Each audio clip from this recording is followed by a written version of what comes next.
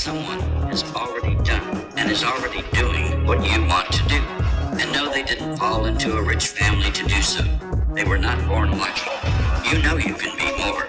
You can have more, do more, and be more. You know this. You wouldn't be listening otherwise. Welcome back to another episode of Key Factors Podcast, Real Estate AF, where the AF stands for and finance. And I am your host, Mark Jones, and we are powered by ReviewMyMortgage.com, the largest index of mortgage programs in the nation. And I've been pretty thrilled about the conversations I've been having lately. As a matter of fact, the most recent was not even a real estate professional, but it added a lot of value to you guys' everyday lives.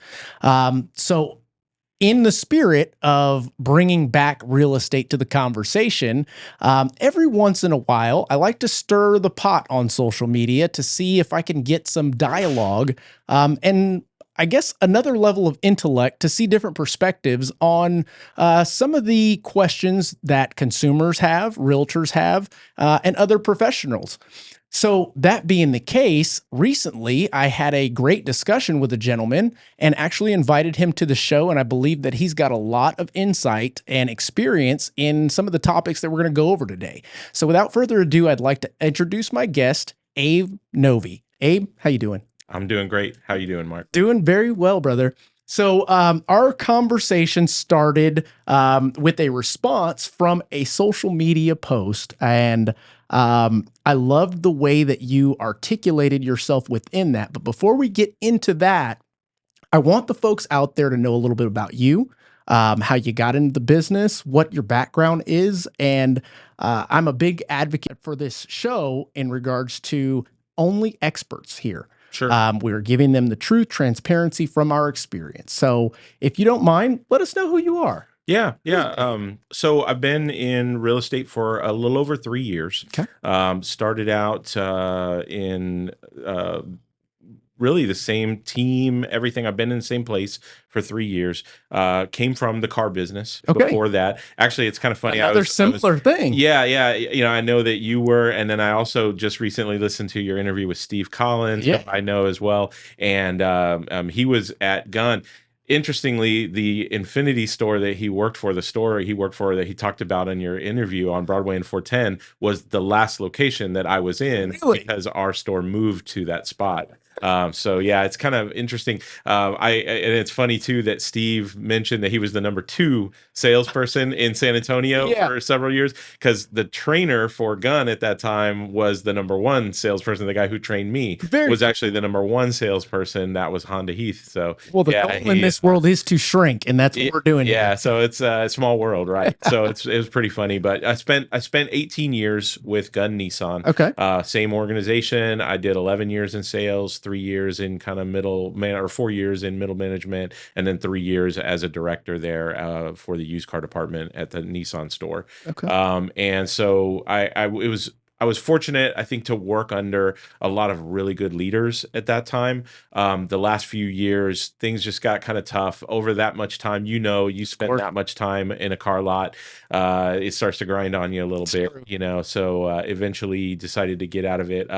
What's interesting is before I got out, probably, I guess about 5 years before, my wife and I actually built a house. Okay. And that experience was a lot of the fuel for what got me into wanting to consider real estate.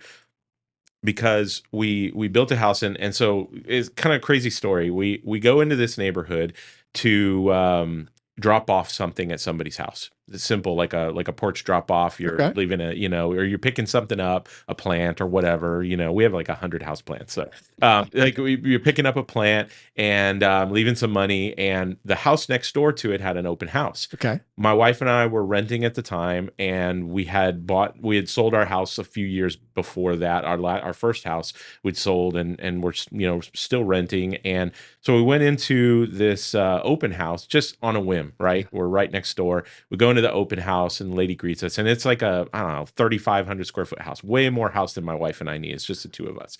And so we talked with her a little bit about that and kind of what pricing is like, things, and she says to us, well, there's a builder up front that, they do sell smaller homes. So if you're interested in, something with less square footage, you might be able to talk with them, and they've got some, good floor plans and everything up there. And I said, okay, that's great. Not once in that conversation did she ask if we have an agent, and not once did she offer to talk to us or consult us in any way about representation, right? Wow. So we left, and sure enough, we decided to stop at the builder right up front. Went through a few things, talked to the guy, very nice gentleman, and went through the floor plans, talked a little bit about what they had available. We went and looked at this great corner lot that they had that was still available, and I told him, I said, look, I'm not going to, BS you. Between today and tomorrow, I'm going to make a decision on whether we're going to pull the trigger on this. So the next day we go in, leave a $500 deposit for earnest money, part of the earnest money, and we're on our way to build a house, right? So when we're signing the contract, one of the things that he does is he says, well, my wife is a real estate agent, and I'm going to have her work with you throughout the process. And he assigns her Wow. on the contract. Never met her, never spoken to her. I have no idea, because I've never, I mean, it had been, 8 years almost since I worked with a real estate agent. Sure. And that person, who is a very well-known real estate agent here in San Antonio, had not followed up with me through the years. So and I would have had no problem going back to him. He assigns his wife to the contract. I met her one time throughout the whole process, and I was very fortunate that I was in sales. Sure. Very fortunate that I knew how to negotiate, Yeah. that I knew that I could ask for things and to be a little pushy about things when I needed to be. And, because there were some situations that I got into in that process over, 5-6 months, that I had to make sure that we were taken care of on it. And I was very lucky. Shout out to Brad Miller, the foreman at Century Communities. He's still with Century from what I Good understand. deal. He did an awesome job for us, did a few things that he probably shouldn't have done. And they built us a great house. But it was that understanding of like getting in when I did get into, taking tests and, getting my coursework for real estate, that I started going back and replaying that whole scenario in my head and thinking, there's got to be a better way, right? And Yeah. sure enough, there is, and that's why it's so important. The right way. Yeah, the right way. It's so important to have a real estate professional when you're buying and building a home. And so that was kind of a little bit of fuel for that fire to get into it. But the other side of it was that look, I'm already helping people with one of the things that they spend a lot of money on. Yeah. Cars. Cars are such a, I guess, more of a luxury item to us. The way that I put it when I was in the car business making the transition over to this is I used to sell sexy. Yeah. These days, what we do is not very sexy. Yeah. At least on the financing side of it. Nobody wants to look at the finances and all that jazz. But that seems like a pretty solid shift from selling cars to selling properties. You just stepped up the amount of volume or value of the product that you're selling. But in addition, you're selling something that is way more long lasting, less of a value suck and more of a value give. But we'll get into that stuff later. Yeah, it's a big the big thing for me was, and part of the reason I work for Gun in particular was Gun is different than everybody else. They do things differently. I was able to run my business within Gun as a salesperson somewhat the way I wanted, but I still had a lot to adhere to when it came to the policies for not only Gun, but for Nissan and everything as well. And the great thing about getting out of that was that I was able to now step into a world where I control the things that I want to do.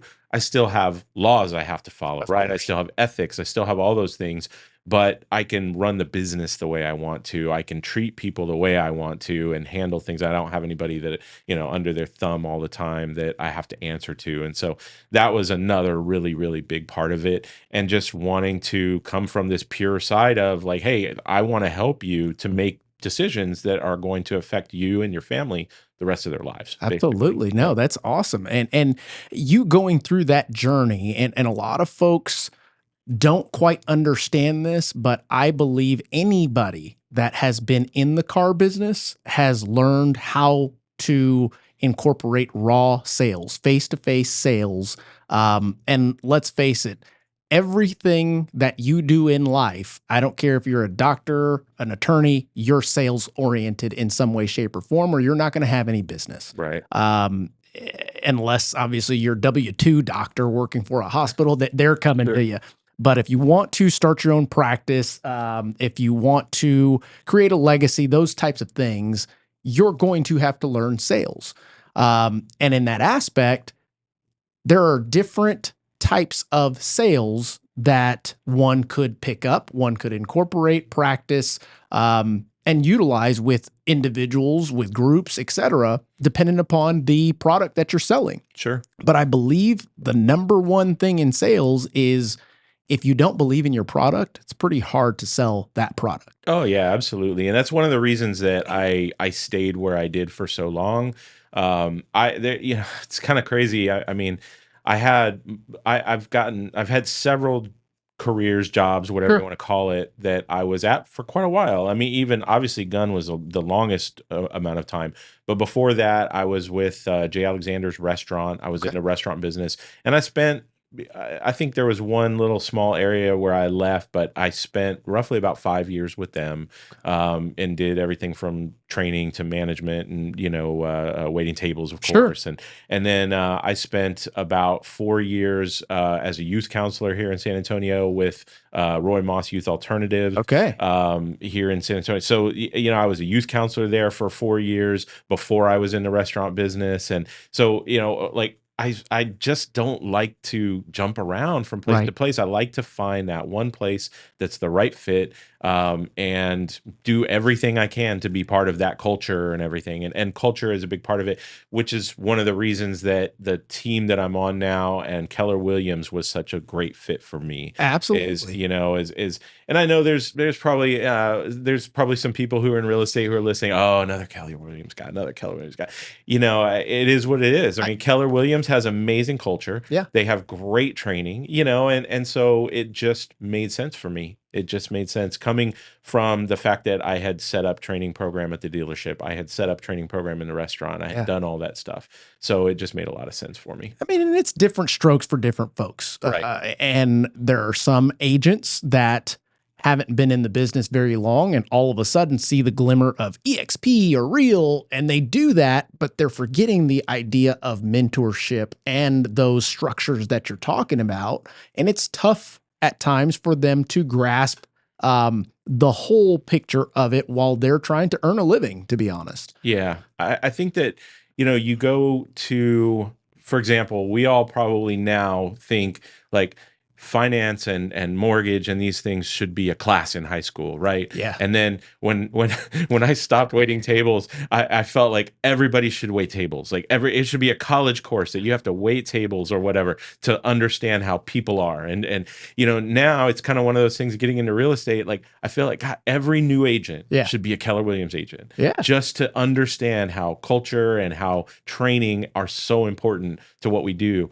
Because I see so many agents that don't start in that kind of environment that struggle, and they're bouncing around from one brokerage to another every year and a half. And then you've got 87% of the industry that falls out. That's right? very true. I mean, you said a couple of things there that I want to touch on. Number one, through your little timeline, I understood that you're well-versed. You're well-versed in different aspects of the career base, but also from a people base. You've gone through the folks that had tough times as a counselor all the way to face-to-face selling, car business, the raw side of things. And I think that equates to a incredible benefit to you when you're speaking and trying to help customers achieve the biggest dream that they've ever had or the largest purchase they've had thus far. The other thing was everybody at this point believes that they should be teaching these things like finance in school. And I was one that believed the same thing until right now. It just hit me like a ton of bricks. And that is, if we had that, we then are having teachers that are not essentially, I'm not going to say well-versed. I don't want to take that away from them, but if I want to learn about finance, I should go to somebody that has financing backgrounds. And like I said, I used to think the same thing up until right now. This should be taught in schools. And if you look at it, what would they teach in schools in that regard? It would probably be some crazy, ridiculous curriculum that actually makes no sense. Right. That's literally what I just thought about right now. And I'm going, okay, at the end of the day, parents need to start stepping up and opening up their books sooner to their children to allow them to get the idea of real life sooner. Yeah. I mean, that may be a solution. I'm not saying it's the right one, but that's how I learned. I was well aware of finances very young age because my parents were very transparent. When it was time to request student loans, it was like, here's my finances, fill out the FAFSA. Yeah. You either going to learn this stuff now or you're not going to learn it. And it's like, oh, wow, that's how much my parents make. Like, okay. But that's really how it went for me. And I respected that. And now that I look back on it, I go, I'm glad they did that, to be honest. And there's a lot of folks out there that get out of college or even go into college just because everybody else is, or that's what they said that they were supposed to do. They get out of college and they're totally lost. Yeah. You know? Yeah. Anywho, that was another tangent. I can go on them forever. No, that's good. There's actually, I'll drop this in there. There's, I don't know if you know who Seth Godin is.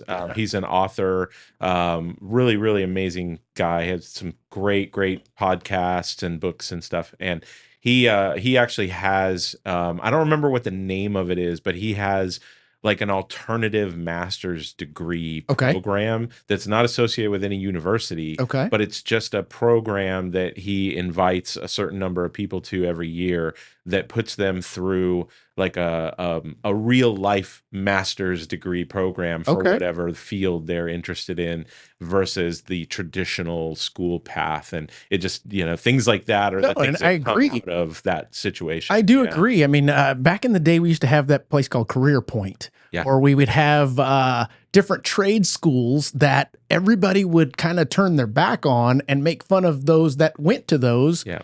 But then you fast forward and you go, well, wait a minute, that guy's now a master electrician. Right. And he's making bank. I refer back to, what is that, South Park recent episode to where nobody knows how to do anything anymore. So it's like the handyman is the most valuable commodity in the world because, hey, fix this stove. I don't know what to do. Or you can get on YouTube and screw it up yourself. There you go. Yes, exactly. So, okay, Abe, learned a little bit about you, and I believe that now the folks out there listening understand who I'm going to be rapping with today on some of these topics. The first topic that I would like to bring up, do we go with empathetic sales first? Or, you know what, JC, if you want to throw this reference up, let's show the folks how Abe and I kind of came in contact on this post here. We got it up? Okay, so I recently came in contact, and this is the backstory behind this. I received, behind this post in general, I received a phone call directly on my cell. Somebody was doing some research online. I own ReviewMyMortgage.com. So they were on there doing some research, educating themselves based on different loan programs based on their situation. And she asked if we offered USDA loans and what the requirements were for them. I went through some of the basics, and I don't like to give anybody what the requirements are because then they tend to self-diagnose, either talk themselves out of it or into it based off of what I've given. And I have not taken in all the information from that person just yet to be able to truly give them the guides. Well, what are the guidelines? Well, the basic guidelines are this, but that doesn't mean that you should shut yourself out from that program because we can get you there. That's not a problem. Right. So after speaking with her, She said that she was going to apply, and I told her our process. We'll request your documents. Once we receive those, then we're going to send you a link so that you can jump on a Zoom call with me, and I'm going to share my screen, and we're going to go over your entire situation, not only that program, but additional programs that you can potentially qualify for based on your situation, not just a hypothetical, anything like that. So fast forward a couple of days, I shot her this text and said, hey, didn't see your application. Did you still want to go through with that USDA loan? Right. And she responded back. She said, no, my husband and I decided to save up for a year or two to have a better down payment. Thanks anyway. Okay. And in that context, I did respond already, and we can show the response of it here in just a bit, but I wanted to get the folks in our industry to start thinking, to start, giving me different rebuttals. When I posted it, I thought I was going to get, I guess, what I got essentially. Some people saying, hey, that's stupid. Some people saying, maybe wait, whatever the case. But in your response, it was pretty dead on, but also provoked additional conversation. Sure. And let me see if I can pull this response. And immediately he said, personally, I don't have enough information to say what I'd send as a reply. It depends on a lot of their situation. And that right there, I respected the shit out of it. Why? Because that is the right thing to do. Right. I had the context. You did not. Right. Right. So how can somebody just throw out a blanket response? Yeah, absolutely. Yeah. And I do that quite often because number one, I'm kind of a nerd. Number two, I want to provoke conversation. It gets people to think. Maybe someone has not had this situation occur in a little while, and if they see this post, they'll understand that they need more context to it before they just throw out recommendations. But in regards to this potential borrower situation, rises the idea of, multiple facets to it, but the idea of waiting period to buy if you are qualified, in my opinion, is, it's almost I'm hurting myself now, but I will not know that until a year to 2 years from now, until I go and try and buy when I said I was going to have more money saved up. And then I find out that the market has increased in price. Rates maybe have not gone down. So I'm in the same situation that I'm in today with a little bit more money in the bank. And now what I qualified today, I don't qualify for, or my money goes not as far, essentially. Sure. But I want to get your thoughts on this. Yeah. My initial thought obviously is, I don't have a ton of information on your client and what their specific needs were. It sounds in a way like you didn't really have a whole lot of what their overall situation was, why they were moving, why, where they were moving from, correct, to all of those things. And those are the things that as an agent, I need to know when I respond to somebody about something like that. Absolutely. Right. I think that this comes into the point of empathetic selling, right? Is this understanding. I'll reference another author, a gentleman who owns a big team up in, I believe, like the northeast area of the country. His name's Barry Jenkins. Okay.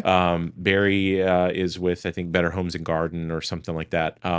He has a great book called Too Nice for Sales. It's okay. An awesome name for a book too. I agree. Because there's a lot of people out there that are like that are maybe introverted and don't know how to apply pressure in the right ways without it feeling like it's pressure, right? Correct. Kind of that push that some people need.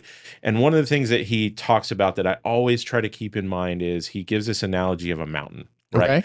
And the goal of buying the home is the top of the mountain. And the typical agent, the average person out there, and I think this could apply to some mortgage professionals as well, right? Is standing at the top of that mountain, telling the buyer at the bottom of the mountain, hey, come on up. It's great up here. And what we should be doing is walking down that mountain and taking their hand and helping them hike up to that goal. And I think we get into these situations where we are conditioned almost by so much of the content that we consume. And believe me, when I got into real estate, I mean, I was consuming content like all the time, right? And you hear these phrases, right? Oh, don't rent. You're throwing your money away. What's the interest rate on rent? 100%, right? And we hear all these phrases that sound great to us because we make it look easy. And I think it comes down to the understanding that when you have empathy for somebody else, right? You're understanding their situation, you're taking it into consideration, and then providing a response that meets and matches them where they are, which is the idea of coming down the mountain to get to that bottom, to hold their hand and take them up. And I think in that situation, and I'll give you the example of a client that I just had recently, very similar thing. But I had met with this client in person. I knew their wants. I knew their needs. I knew what was really driving them to want to buy a house. And what they really, really wanted was a home in a more of a mature neighborhood. They wanted a home with great trees. They wanted a home that had been maybe lived in, that had the charm of an older home, older neighborhood sort of thing, right? But with the rates that are out there right now, it pushed their budget so far down that finding a home that would work for them wasn't going to make sense right now. Okay. Right. So, And when you say doesn't make sense for them right now, are you talking financially, or are you talking about what their wants and needs are based on their perception of what they should be able to purchase?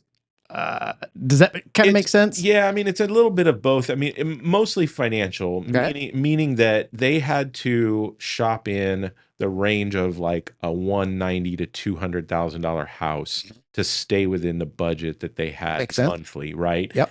It's extremely hard to find a really good move-in ready, but budget-friendly house that's going to pass FHA standards, because they were FHA buyers. That's going to pass FHA standards with very little work to be done in one of these neighborhoods, because most of the houses that were in that price range that we looked, and we did look at some, they were in rough shape. So what we started looking at was new construction. We started looking at the fact that, hey, look, there's a few neighborhoods out there that have the home size you're looking for. They just don't have that charm and that older, mature neighborhood, and trees and stuff like that. But you can get into this and realize it's not going to be your forever home in 3 years and yada, yada, right? And they just made the decision in the end that they didn't want to settle. They just felt like, you know what? The money that we have right now, we're doing well. They had great credit. Just to clear, they had great credit from what I understood with the lender. They were pre-approved at the very first place that they did apply for a new construction. But after just a lot of thought, for them, it just didn't make sense lifestyle wise. They didn't want to put money towards something that they weren't 100% sure was going to appreciate that much, because in 3 years there would still be new construction going on in that neighborhood. I know right now, from helping or trying to help people sell in neighborhoods that have new construction, there's so much competition. You're dealing with the builders having, you're having to match incentives on the seller side to compete with the builders. The rates don't make sense. So it's harder to sell a home sometimes in these new construction neighborhoods. So I'm working with people who bought homes 2-3 years ago that don't have equity right now. And they're in a situation where they need to move, PCSing, move, a job, whatever it is, right? And they're not really in a great position because of the fact that they're still competing with new construction. And, it's the harsh reality that we want to say as agents that, real estate is the best investment. And I believe that it is, but it's not always the best investment.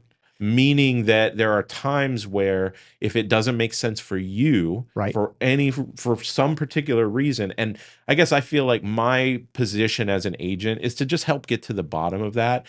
And with that post, there just wasn't enough information, to get to the bottom of what I needed to say to those people, to get it clear to them as to what makes sense, right? Okay. So I hope like that helps understand. No, it does. And it gives me, you said so much that we can elaborate on just in that one monologue.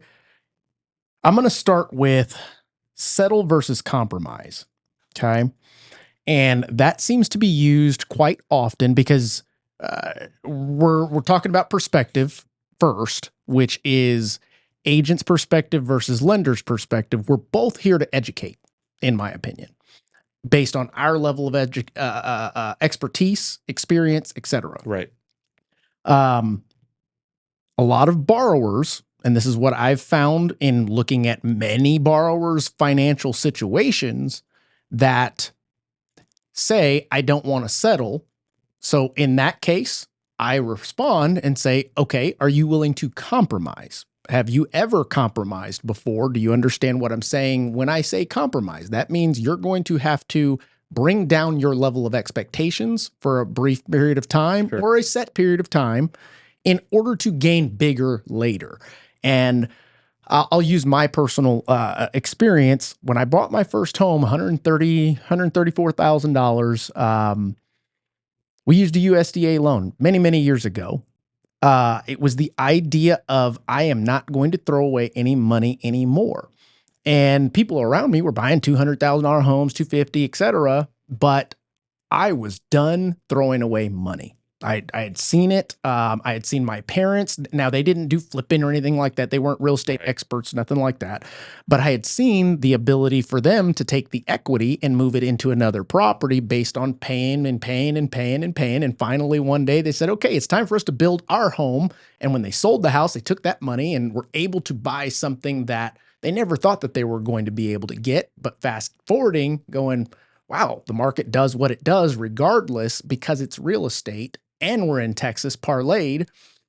So the idea behind the compromise versus settling, to me, leaves room to educate. And it's just a simple basis of giving them a couple more facts. And I'm not saying you're wrong. I'm basically saying that in many aspects, borrowers say things that are not really their intent. Or maybe they didn't know at the time, because in this example here, the settle part is you're not really settling, sir or ma'am. You're actually losing. Why? Because settling would be, I'm going to buy this lower priced home and not be able to be in the right area that I want to be in. Whereas the missing out part is I'm not buying anything. I'm just going to keep paying somebody else's mortgage or padding their pockets or whatever the case may be. But they don't know that until they have somebody that educates them on the, hey, you may have to settle for the next year. We're in a market in this situation that if you take a snapshot back, Texas in itself has really never gone backwards in values.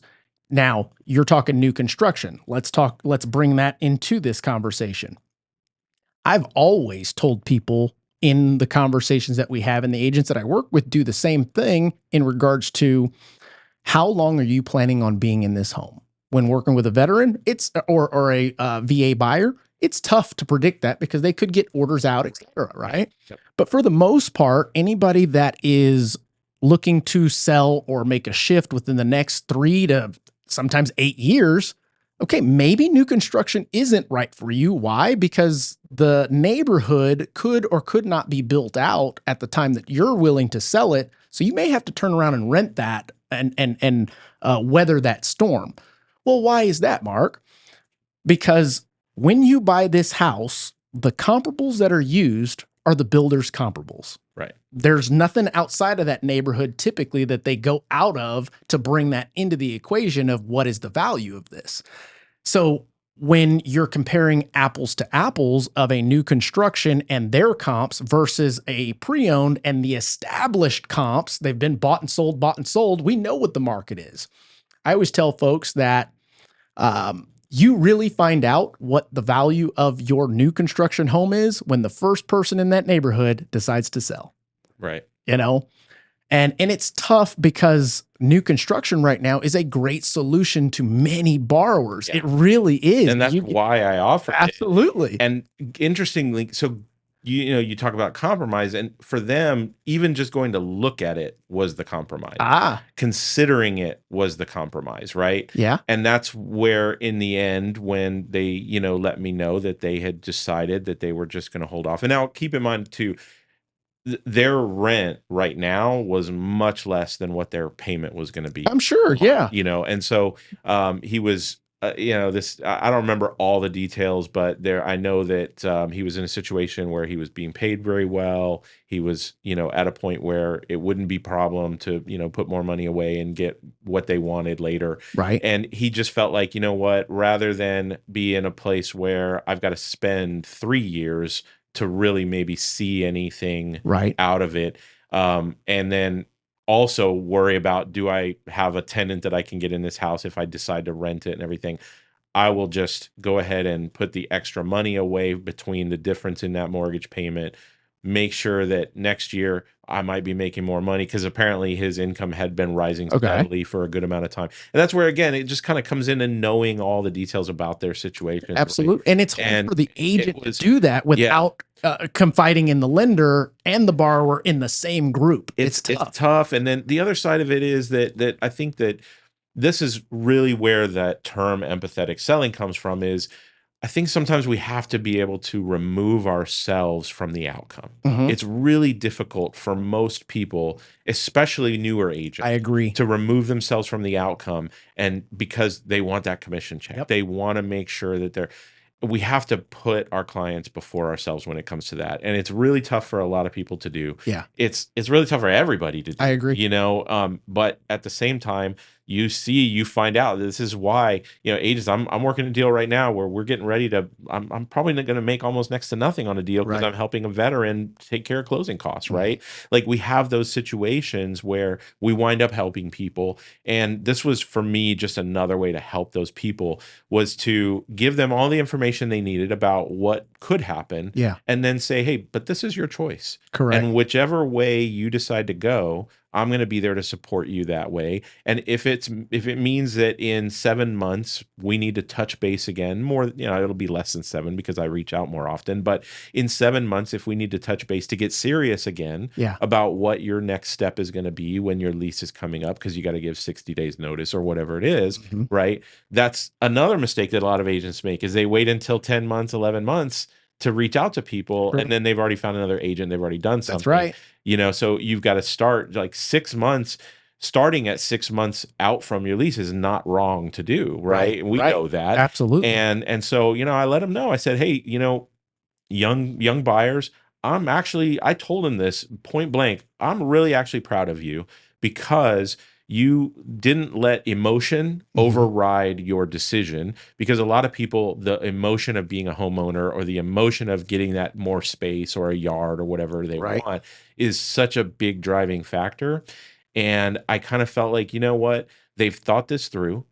I've given them everything they needed to make a decision, and I'm now just going to support them in their decision. And what response I got from that was, hey, we're going to make sure that we refer you to family and friends. Yeah. We're going to make sure that we stay in touch with you over the next 6 to 8 months, so that way we can buy the house next year when we're ready. And, I honestly can't disagree with that approach that you took based on what was given.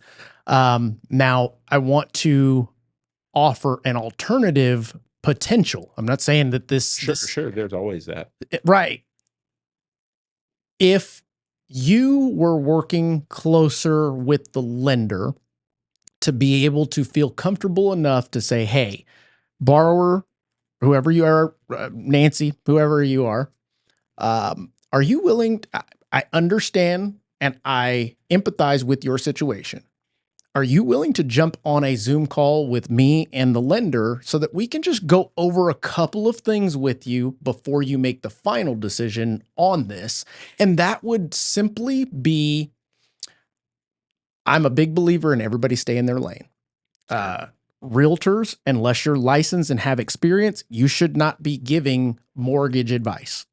It's just one of those things. I'm not going to sit here and give you real estate advice based on a contract, et cetera. It's funny, the reason, so the camera doesn't see me, but I was smiling because it's such a hard thing coming from the car business Oh yeah. to separate yourself from Correct. that, especially when I was in management and I saw every credit report. Yep. I got to talk to the banks with the finance manager Yeah. in the room, like all those things. And a lot of times I was calling the bank to figure things out, Yeah.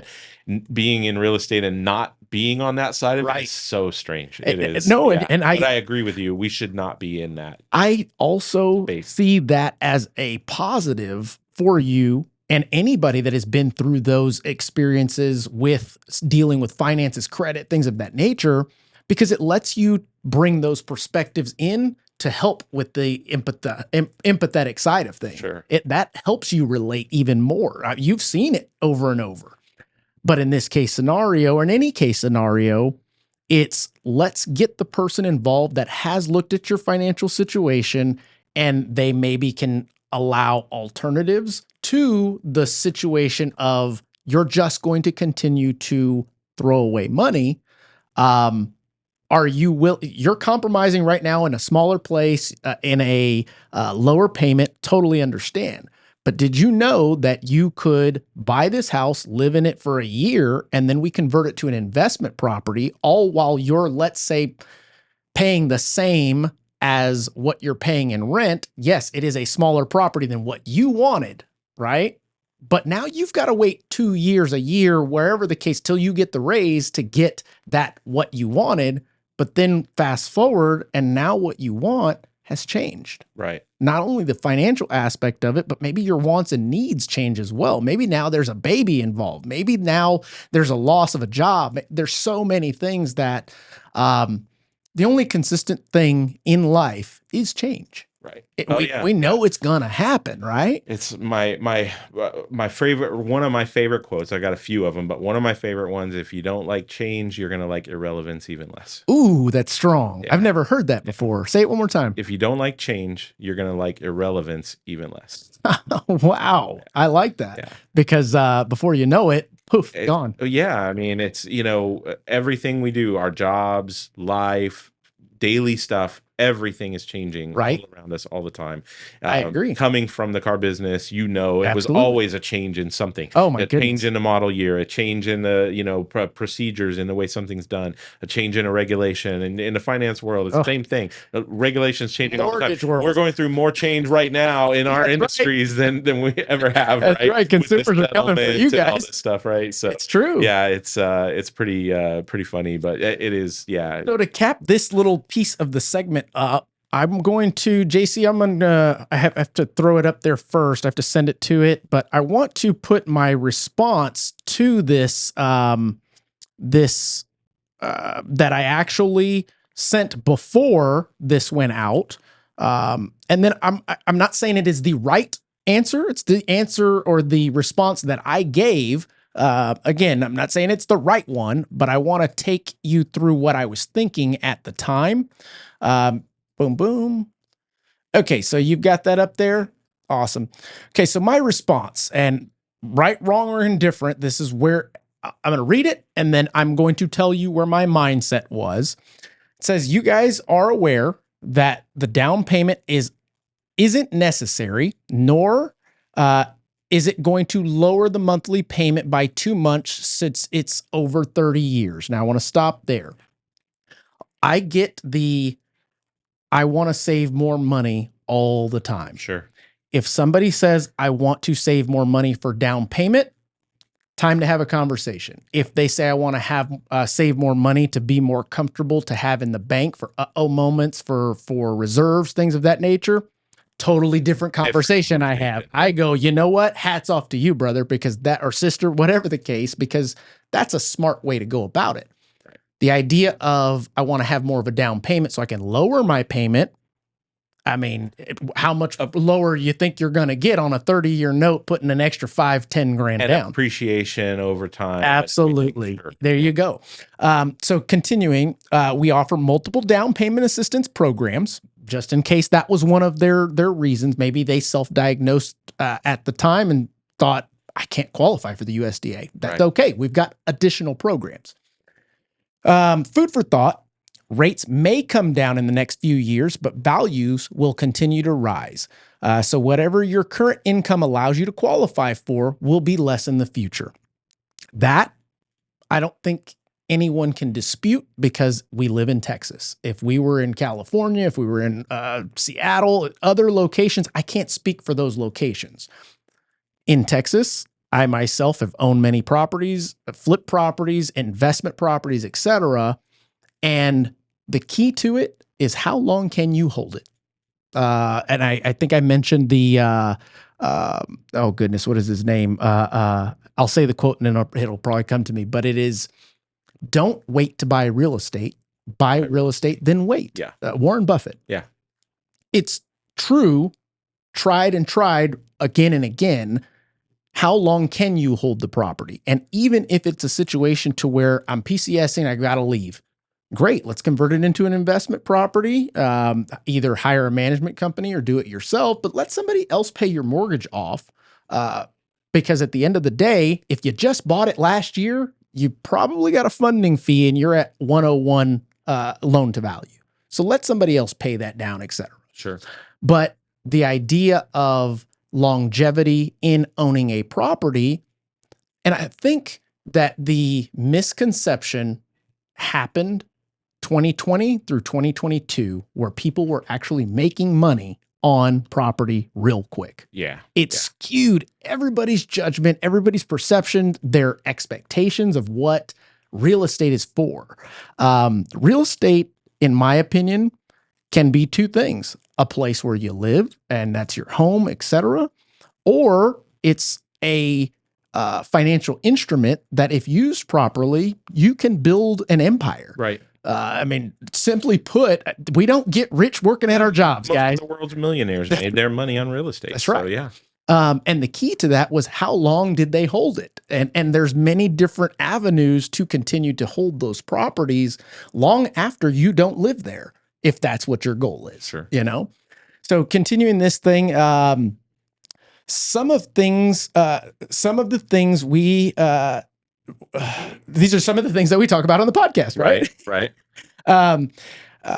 Here for any questions to run scenarios if you guys would like to see what it looks like versus continuing to throw your money away in rent.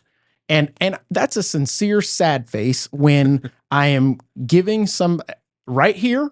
This is not necessarily advice based on their situation. It's almost blanket facts. Sure. I'm just going to give you, here is the facts. You do what you want with it. But don't come back a year and say, man, I can't buy the same thing that I could last year. No shit. I said that to you. Yeah. Does that make sense? Yeah. I wanted to make sure that I responded to something that it wasn't going to be offensive. If you take offense to this, my apologies. But I, in my opinion, am an expert based on what I've gone through thus far and the intent in seeing everybody succeed. And I don't think that everybody can succeed if they don't have the right facts, the right information to be able to make those decisions. Sure. So that's why in your situation, when you're talking about your borrower, I'm not saying that you did that wrong. Right. You did the best with what you had, but you maybe could have shifted to, have you talked this over with the lender to see what the options are? Or maybe we buy you a duplex and you live in one side, rent the other half out, and then all of a sudden you're now an investor in year 2, and whoa. Well, I know one big thing, they didn't want to share a wall with anybody, so that would have been out of the question because they were coming from an apartment. But okay. What I will say is that I guess because I knew more about their situation, my response to them was very different, right? I do understand this. Let me ask you this, and please. I don't know if you can pull it up or you don't need to, but did they respond to that? Oh, do you remember what their response was to it? Was it more like just a kind of a quick, okay, thanks so much? Because I imagine that's kind of the response that most people would probably give is, okay, thanks so much. We'll let you know if we have any questions. You will be thoroughly surprised at this. It went along the lines, dang it, I blocked the phone number. Oh, you know what? All I have to do is type in some of the words that were in this and it'll come up. USDA loan. God damn, I love iPhones. Yeah. I love iPhones. Okay. So her response to me was, our credit is fine, 750, 780. We are currently renting out our home. If we purchased in the area we are wanting, the least expensive home will push out of our budget too much more than what we were comfortable with.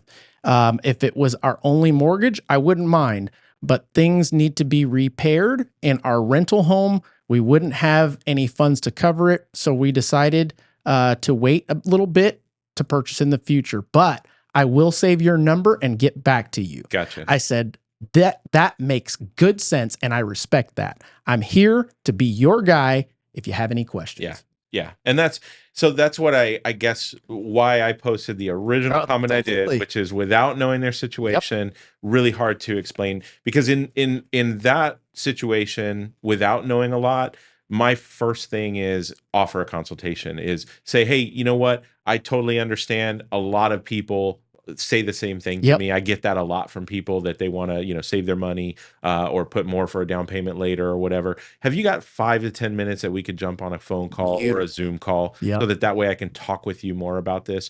Because then it allows me to ask more questions rather than just shoot out like a blanket statement, basically. I agree. Yeah. And that's where that empathetic selling for me really comes in, is making more connection with people. Absolutely. Basically. And I think that's what's lacking in our industry as a whole. And you're one that has gotten in the last 3 to 4 years that, in my opinion, is doing a great job with the way that you're going about things. What has been lost over the last several years is the high trust interview. It's funny. I was just about to bring that up because, I heard you talk about that with, I don't remember if it was Steve or somebody else on there, and, Todd Duncan. Yeah. I that's another form of this that I think is such an important thing, that when you haven't got that information because of an interview like that, that you need to get more information before you respond in a certain way. Right. You start selling, like you were saying. Don't just start selling people. Give them information, invite them to have a further conversation, to dig further into their situation, because let's face it, do you trust the information on WebMD, or do you want to go to a doctor to see what your diagnosis is? Sure. Yeah. Let's sit down. It's worth that time because it's an important decision to be made. Yeah. And what I've found, and you can agree or disagree, but most renters that are on the fence about buying or getting into a home, they can give every excuse in the world, but the number one reason is fear. Oh yeah, for sure. Yeah. Fear is definitely what drives people to stay away from spending money. That's right. But it's such an interesting thing coming from the car business, because we know they're not afraid to spend it on. Oh, hell no. You are not afraid to spend it on the luxury item. They're not, and I'm not real big into the, hey, don't spend $5 on a latte or whatever. I'm not big into that. But having come from the car business, oh gosh, I wish there's so many things I could say about, like, just don't drive that car. Like all the things that we spend money on that we're willing to, and then the things that we're not, and how those things are actually the ones that we should be spending money on a lot of times. Absolutely. Yeah. Well, that's a good conversation. We've got a little bit more time here. JC, what are we at? 53 minutes. Okay. So let's see here. Man, we had more to talk about here. That was good. Okay. Yeah. Okay, so I want to bring something up that kind of parlays to this, and it almost coincides with what we're talking about here, which is I posted a prompt that says corporations should not be allowed to purchase residential properties. And what I found is that most of the responses in this are against, or most of the responses that were against this were non-homeowners. And it were the same non-homeowners that were giving blanket responses like this. Sure. Is that not, I mean, I don't know if it's agree or disagree, but it's one of those things that you're going to be upset for corporations that could be mom and pops. And as we discussed, matter of fact, I'll bring it up right here so that people can just kind of give perspective. Corporations in this aspect, when you use corporations as a blanket statement, I just want those of you out there to know that you are including the mom and pop investors that own 1 to 9 properties.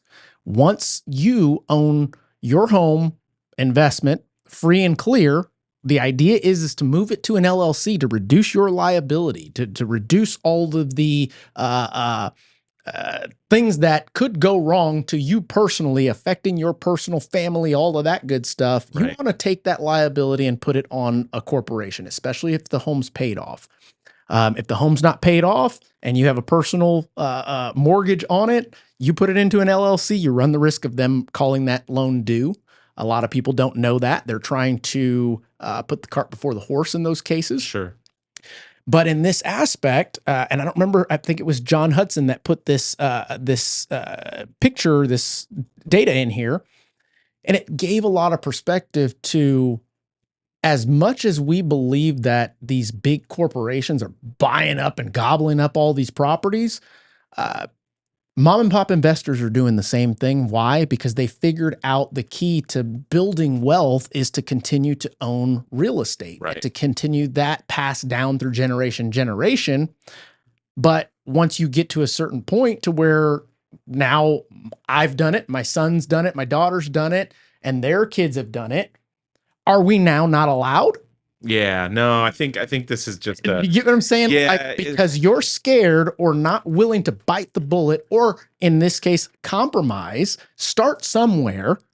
We're now not able to profit from our good decisions, our sacrifice, etc. I think this is just a result of social media and the idea that if you want a real blanket statement about anything, just look for a meme on social media because you'll find one in 10 seconds, because there's so much out there that is, and I know you post stuff like this to get people's opinions, but there are pages and sites that post things like this to get views and to get clicks and to, it's clickbait, right? And so I think, stuff like this, I don't pay much attention to it when I see it on social media. Corporations buying properties doesn't upset me in any way because we are corporations, the small business that is in the office below you or whatever it is, right? Those are corporations. Those are people who are protecting their assets. That's right. And anybody who owns 2 or 3 properties is very smart to set up an LLC. Absolutely. Right? And to this point, I want to make sure that I'm very clear. I am pretty against hedge funds purchasing properties away and out from under folks that could be buying them, single family properties. As a matter of fact, I'm semi against, not all the way against, hedge funds setting up entire neighborhoods that are not for sale, they're only for rent. But I'm also at the same time a capitalist and believe in the freedoms that we are allotted, that says, hey, if you want to do it, go do it yourself. At the end of the day, what's stopping you from doing that? Oh, the money. Okay, we get that. There are loans for that. Okay, well, I can't get a loan for that just yet. Well, then put in the time, save up, do what you got to do, because at some point, somebody did that to get to that point. Right. You know what I mean? And that's kind of years from now, I'd love to be that story that said, hey, I started from the bottom, now I'm here. You own the neighborhood. That's right. Yeah. One of my friends from the car business and clients now from 2021 bought his neighbor's house. He bought his neighbor's house. If I guarantee you, if the neighbor's house goes up for sale, he's going to call me and ask me like, hey, can I get that one too?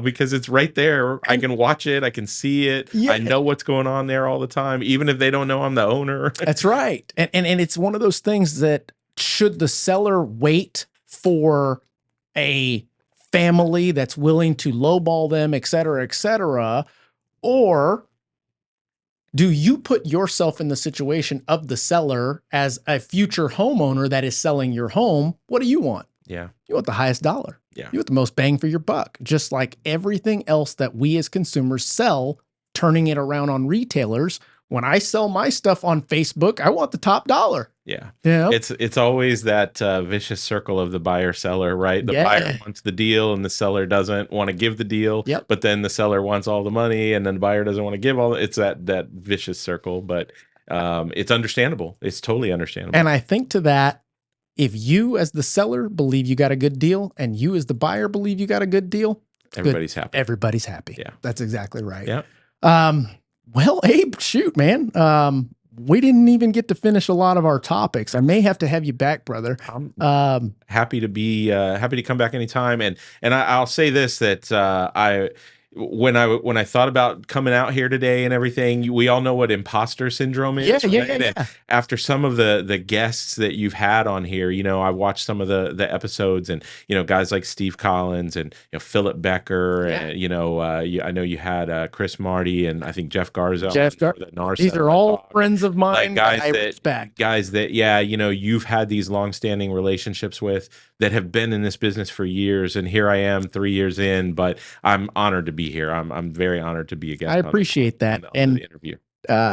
You earned it, man. You earned it because you were honest in your response. You weren't trying to be clickbaity. And it just in a comment, it's not just me, many others can see the intent behind your delivery and what your intentions are in that. You're here to help people. Sure. There is no, I'm here just to get the commission. That was clear in the messagery. And matter of fact, we've had other discussions in little groups based on prompts that were given, and the responses to them had nothing to do with being selfish or your angle of the situation. And I respect the hell out of that, really. Great. Especially being, I had no idea you were only 3 years in the business. Great. Yeah. Great job, man. Thank you. Neal and Neal Team is putting some incredible agents out on the streets, and I'm happy to be able to have you guys on the show. As a matter of fact, I've had Chris Jacobs here, and stand-up people. Yeah, Chris has been a big help to so many of us on the team, and I really can't give the team a big enough shout out for it. The amount of support that they provide, and the culture within the team has been great. So, well, Abe, there was one quick topic that maybe you can close us out with. Any advice that you can give for new to the business agents would be appreciated. Absolutely. I think probably the number one thing would be to find a mentor more than anything else. But I know that coaching in particular is expensive. Not every agent can afford that right up front. Every agent's got different situations, right? I've talked to agents who had, spouses' second income. They didn't need to work that hard. They didn't need to make that money or sell that many homes, right? I was not in that position. Took me about 6 months, 5.5, 6 months to get into a coaching program, but I knew right away that I wanted to be in a coaching program. For newer agents, if you can't afford a coaching program, it's fine, but find somebody. One of the things that I do with my brokerage, I train on the listing side, so I train the new agents that come through the Ignition program with Keller Williams. I train them on the listing side, and one of the things that I talk with them about is finding people within their brokerage that are the high producers, finding people that are doing things the way they like to see things done, right? Yeah.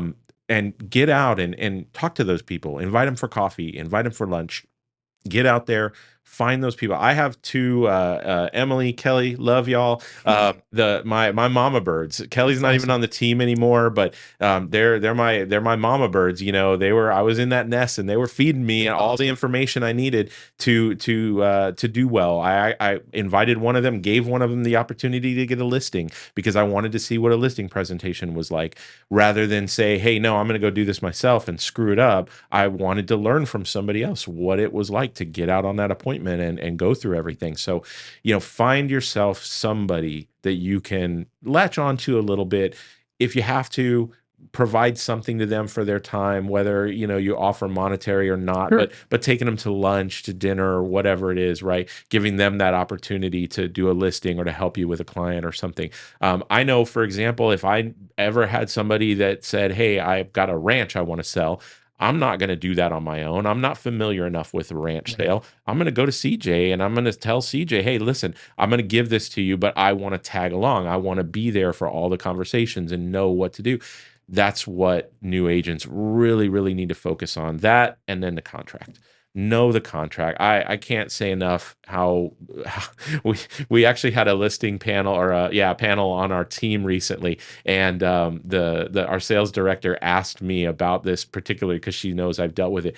The number of just terribly written contracts I've gotten lately has been out the door, right? I mean, just ridiculous. Know the contract, know what you're getting your clients to sign.